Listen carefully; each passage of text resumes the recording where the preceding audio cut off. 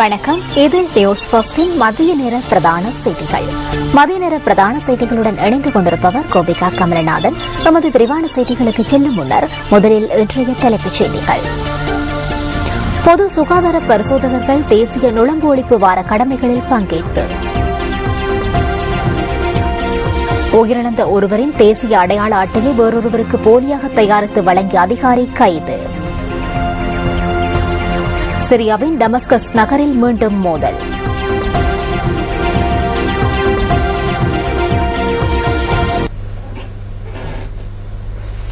செய்திகள் தொடர்கின்றன. முதலில் உள்நாட்டுச் செய்தி. தேசிய நுழம்பு ஒழிப்பு வார கடமைகளில் இணைந்து கொண்டுள்ளதாக இலங்கை பொது சுகாதார பரிசோதகர்கள் சங்கம் தெரிவிக்கின்றது. தமது சங்கத்தின் உறுப்பினர்கள் இன்று காலை முதல் கடமைகளில் ஈடுபட்டுள்ளதாக பொது சுகாதார பரிசோதகர்கள் சங்கத்தின் செயலாளர் சினரத் பண்டார குறிப்பிட்டார்.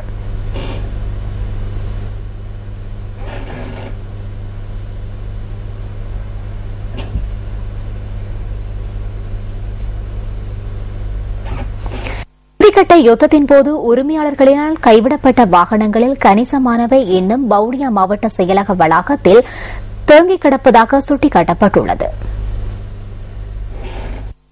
இந்த வாகனங்களை அவற்றின் உரிமையாளர்கள் தகுந்த ஆவணங்களை சமர்ப்பித்து மீள பெற்றுக் கொள்ள முடியும் என வவுனியா மாவட்ட மேலதிக அரசாங்க அதிபர் சரஸ்வதி மோகநாதன் தெரிவித்துள்ளார். ஏற்கனவே விடுக்கப்பட்ட அறிவித்தல்களுக்கு அமைய கைவிடப்பட்டிருந்த வாகனங்கள் பலவற்றின் உரிமையாளர்கள் உரிய ஆவணங்களை சமர்ப்பித்து தத்தமது வாகனங்களை மீள பெற்றுக் கொண்டதாகவும் மாவட்ட மேலதிக அரசாங்க அதிபர் குறிப்பிட்டுள்ளார். மோட்டார் சைக்கிள்கள் மற்றும் உழவு இயந்திரங்கள் ஆகிய வாகனங்களே கூடுதலாக காணப்படுகின்றன. இறுதிக்கட்ட யுத்தத்தின்போது வெண்ணையில் கைவிடப்பட்டிருந்த பெரும்பாலான வாகனங்கள் உரிமை கோரப்படாத நிலையில் வவுனியா மாவட்ட செயலக வளாகத்தில் கடந்த 3 ஆண்டுகளாக இந்த வாகனங்கள் இங்கிருப்பதாக எமது பிராந்திய செய்தியாளர் தெரிவித்தார். இராணுவத்தில் இணைந்து கொள்ளப்பட்டுள்ள கிளிநொச்சி பிரதேசத்தைச் சேர்ந்த தமிழ் பெண்களுக்கு வீடுகளை நிர்மாணித்துக் கொடுப்பதற்கான வேலை திட்டம் ஒன்று ஆரம்பிக்கப்பட்டுள்ளது. இதன் முதற்கட்டமாக 20 வீடுகளை நிர்மாணிக்கும் பணிகள் ஆரம்பிக்கப்பட்டுள்ளதாக அரசாங்க தகவல் திணைக்கள இணையதளம் தகவல் வெளியிட்டுள்ளது. தலா 5 லட்சம் ரூபாய் செலவில் இந்த வீடுகளை சுமார் 6 மாத காலத்திற்குள் நிர்மாணித்துக் கொடுப்பதற்கு திட்டமிடப்பட்டுள்ளது.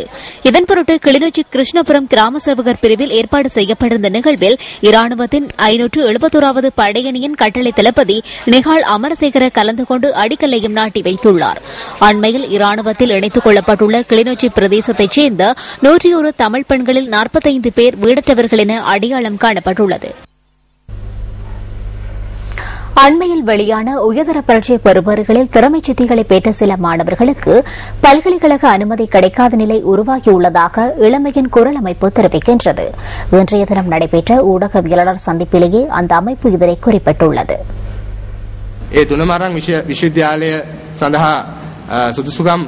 மூன்று ஏ சித்திகளை பெற்ற 9057 மாணவர்கள் உள்ளனர். 3 ஏ சித்திகளை பெற்ற சுமார் 2000 அண்மித்த மாணவர்களுக்கான பல்கலைக்கழக அனுமதி கிடைக்காது போகின்றது. இதனை மிகவும் மோசமான நிலையாகவே நாம் கருதுகின்றோம். எமது நாட்டில் உயர்மட்டத்துக்கு செல்வதற்காக பெற்றுக்கொள்ள வேண்டிய அதிகமான பெறுபேற்றை பெற்றும் பல்கலைக்கழகத்துக்கு செல்ல அந்த பெறுபேறு போதுமானதாக அமையவில்லை என்றால் பல்கலைக்கழகத்துக்கு தெரிவாக பெற வேண்டிய தகுதி என்ன என்பதே எமது கேள்வியாகும். ප්‍රමාණවත් නැත්නම් විශ්වවිද්‍යාලයට ඇතුළත් කරන අපේ රටේ ශිෂ්‍ය පරම්පරාවට ශිෂ්‍ය ප්‍රජාවට මේ හදා ගන්න පුළුවන් තර්කය මොකද්ද ගන්න සංඛ්‍යාව හරි මොකද්ද ගන්න ඉංග්‍රීසි අකුර මොකද්ද කියන්නේ. அமைச்சரவை திருத்தம் தொடர்பாக இன்று நடைபெற்ற ஊடகவியலாளர் சந்திப்பில் ஐக்கிய தேசிய கட்சியின் தென்மாகாண சபை உறுப்பினர் அசோக தனவங்ச கருத்து தெரிவித்தார். අද සිද්ධ වෙලා තියෙන්නේ අමාත්‍යවරු 40 දෙනෙක් පළාත්බද මට්ටමින් ඉඳෙද්දි ලංකාවේ ඇමති මණ්ඩලය 40 அமைச்சர்கள் மாகாண மட்டத்தில் இருக்கும் போது இலங்கை மத்திய அரசாங்கத்தின் அமைச்சரவை உறுப்பினர்களின் எண்ணிக்கை விரைவில் அதிகரித்து செல்கின்றது. மாகாண சபைகள் மூலம் செய்ய வேண்டிய விடயங்களை அரசாங்கம் செய்யாமல் மக்கள் மீது சுமையை சுமத்துகின்றது. மாகாண சபையை வெள்ளை யானையாக்கியுள்ளது. இன்று அமைச்சரவை திருத்தம் என்று கூறி சீனிக்கு அமைச்சர் ஒருவர் நியமிக்கப்பட்டுள்ளார். இன்னும் சில நாட்களில் சோறு அமைச்சர், மரக்கறி அமைச்சர், மீன் அமைச்சர், தேயிலை அமைச்சர் என பற்பல அமைச்சர்கள் நியமிக்கப்படுவர். දැන් හෙටානිද්ද වෙනකොට බත් ඇමති, එළවලු ඇමති, මාළු ඇමති ஹெரோயின் போதைப்பொருள் விற்பனையில் ஈடுபட்ட 2 பேர் மாத்தளை ரத்தோட்டை பகுதியில் கைது செய்யப்பட்டுள்ளனர். ரத்தோட்டை நகரில் உள்ள வெளிநாட்டு வேலைவாய்ப்பு முகவர் நிறுவன உரிமையாளர் ஒருவரும் கைதானவர்களில் அடங்குவதாக போலீஸ் ஊடக பிரிவு குறிப்பிடுகின்றது. அத்துடன் சந்தேக நபர்களிடமிருந்து சுமார் 23 கிராமுக்கும் அதிகமான நிறையுடைய ஹெரோயின் போதைப்பொருள் போலீசாரினால் கைப்பற்றப்பட்டுள்ளது. சந்தேக நபர்கள் இன்று நீதிமன்றத்தில் ஆஜர் செய்யப்பட உள்ளதாக போலீஸ் ஊடக பிரிவு மேலும் தெரிவிக்கின்றது.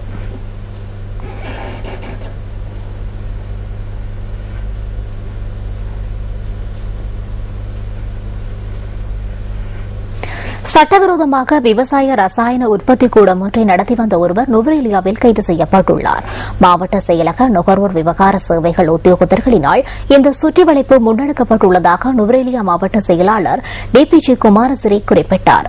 நீருடன் பல்வேறு நிற கலவைகள் மற்றும் விஷ ரசாயனங்களை கலந்து விவசாய ரசாயன பொருட்களை உற்பத்தி செய்திருந்ததாகவும் மாவட்ட செயலாளர் கூறினார்.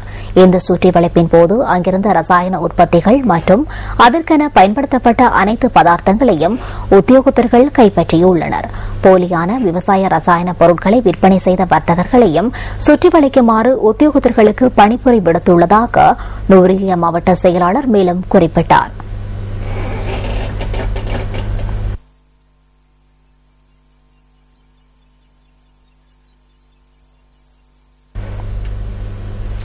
பொதுநலவாய நாடுகளின் தலைவர்கள் மாநாட்டை வேறொரு நாட்டிற்கு மாற்றுமாறு மனித உரிமைகள் கண்காணிப்பகம் கோரிக்கை விடுத்துள்ளது. மனித உரிமைகள் தொடர்பில் இலங்கை அரசாங்கம் காத்திரமான மற்றும் அர்த்தமுள்ள செயற்பாடுகளை முன்னெடுக்காத பட்சத்தில் எதிர்வரும் நவம்பர் மாதத்தில் இலங்கையில் நடைபெறவுள்ள பொதுநலவாய நாடுகளின் தலைவர்கள் மாநாடு வேறொரு இடத்திற்கு மாற்றப்பட வேண்டும் என மனித உரிமைகள் கண்காணிப்பகத்தின் ஆசிய விவகாரங்களுக்கான பணிப்பாளர் பிரெட் ஆடம்ஸ் தெரிவித்துள்ளார். அந்த விடயத்தை தெளிவுபடுத்தி பொதுநலவாய நாடுகளின் தலைவர்களுக்கு மனித உரிமைகள் கண்காணிப்பகம் அனுப்பி வைத்துள்ள கடிதத்திலேயே இந்த விடயம் சுட்டிக்காட்டப்பட்டுள்ளது. மனித உரிமைகள் மற்றும் ஜனநாயக மறுசீரமைப்புகள் தொடர்பான பொதுநலவாய நாடுகளின் கொள்கைகளை இலங்கை அரசாங்கம் புறக்கணித்துள்ளதாக கண்காணிப்பகம் சுட்டிக்காட்டியுள்ளது. இவ்வாறான நிலைமையின் கீழ் இலங்கையில் பொதுநலவாய நாடுகளின் தலைவர்கள் மாநாட்டை நடத்துவது உகந்ததாக அமையாது என்றும் மனித உரிமைகள் கண்காணிப்பகத்தின் ஆசிய விவகாரங்களுக்கான பணிப்பாளர் மேலும் சுட்டிக்காட்டியுள்ளார்.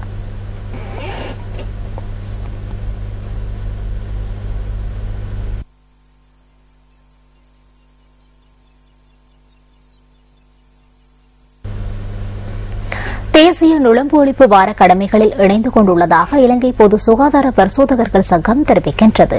தமது சங்கத்தின் உறுப்பினர்கள் இன்று காலை முதல் கடமைகளில் ஈடுபட்டுள்ளதாக பொது சுகாதார பரிசோதகர்கள் சங்கத்தின் செயலாளர் செனரத் பண்டார குறிப்பிட்டார்.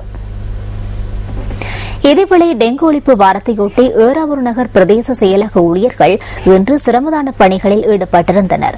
பிரதேச சுகாதார வைத்திய அதிகாரி அலுவலகத்தின் ஏற்பாட்டில் வீடு வீடாக புகை விசிறும் பணிகளும் இடம்பெற்றன. ஏறாவூர் பிரதேசத்தில் டெங்கு நோயாளர்கள் அடையாளம் காணப்பட்டதை அடுத்து நகரசபையின் ஒத்துழைப்புடன் டெங்கு ஒழிப்பு நடவடிக்கைகள் முன்னெடுக்கப்படுவதாக பிரதேச வைத்திய அதிகாரி MHM தாரிக் தெரிவித்தார்.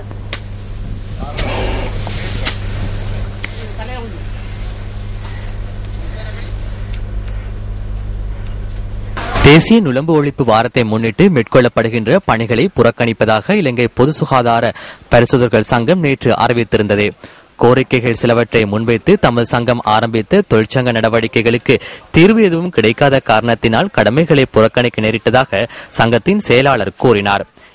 இந்த பிரச்சினை குறித்து நேற்று முன்தினம் நடைபெற்ற பேச்சுவார்த்தையும் தீர்வு எட்டப்படாத நிலையில் நிறைவடைந்திருந்தது. எனினும் சுகாதார அமைச்சு மற்றும் நிதி அமைச்சு ஆகியவற்றுடன் நேற்று மாலை கூட்டாக பேச்சுவார்த்தையில் ஈடுபட்டதாக பொது சுகாதார பரிசோதகர்கள் சங்கத்தின் செயலாளர் தெரிவித்தார்.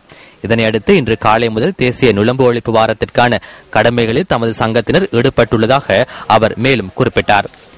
இதேவேளை தேசிய நுழம்பு ஒழிப்பு வாரத்தின் 2ஆம் நாளான இன்று அனைத்து அரசாங்க நிறுவனங்களிலும் நுழம்பு ஒழிப்பு வேலை திட்டங்களை முன்னெடுக்குமாறு சுகாதார அமைச்சு அறிவித்துள்ளது. அத்துடன் சுகாதார பரிசோதகர்கள் பிரிவுகளை 7 வலயங்களாக பிரித்து நாளொன்றுக்கு ஒரு வலயம் வீதம் சோதனைக்குட்படுத்துமாறு அமைச்சு அறிவித்துள்ளது. கடந்த மாதத்துக்குள் டெங்கு காய்ச்சலால் பீடிக்கப்பட்டவர்களில் அதிகரிப்பை காட்டுவதாக சுகாதார அமைச்சு குறிப்பிடுகின்றது. ஜனவரி மாதத்துக்குள் 2963 பேர் டெங்கு காய்ச்சலால் பீடிக்கப்பட்டுள்ளமை பதிவாகியுள்ளது. இந்த காலப்பகுதிக்குள் கொழும்பு மாவட்டத்திலேயே அதிக எண்ணிக்கையிலானோர் டெங்கு காய்ச்சலால் பீடிக்கப்பட்டுள்ளதுடன் இந்த மாவட்டத்தில் 685 பேர் பாதிக்கப்பட்டுள்ளனர்.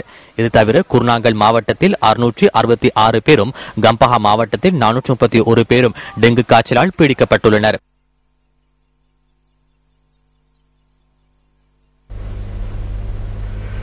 விளம்பரங்களை அடுத்து செய்திகள் தொடரும். ஆஸ்திரேலிய தொழில்சார் விளையாட்டுகளில் பரந்தளவில் தடை செய்யப்பட்ட ஊக்கமருந்து பயன்படுத்தப்பட்டுள்ளமை கண்டறியப்பட்டுள்ளது.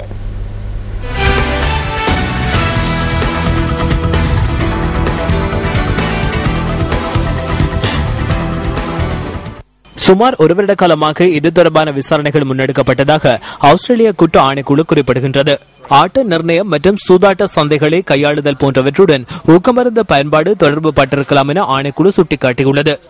இது அதிர்ச்சி அளிப்பதாக கூறப்பட்டுள்ள ஆஸ்திரேலிய உள்விவகார அமைச்சர் ஆஸ்திரேலிய விளையாட்டு ரசிகர்களுக்கு இது அதிருப்தியை ஏற்படுத்தும் எனவும் சுட்டிக்காட்டியுள்ளார். விளையாட்டுக்கு முக்கியத்துவம் கொடுக்கும் ஆஸ்திரேலியாவில் இது பாரிய தாக்கத்தை ஏற்படுத்தும் என சர்வதேச தகவல்கள் குறிப்பிடுகின்றன.